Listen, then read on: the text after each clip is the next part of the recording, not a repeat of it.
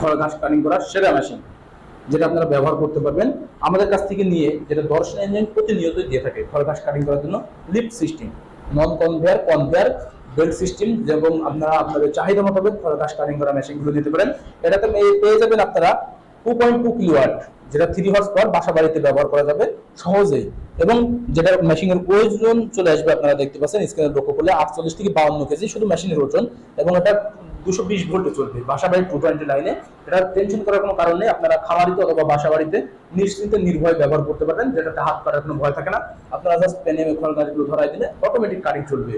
এটা বিভিন্ন সাইজ আসবে, আপনারা বিভিন্ন সাইজের ফল গাছগুলো কাটিং করতে পারবেন।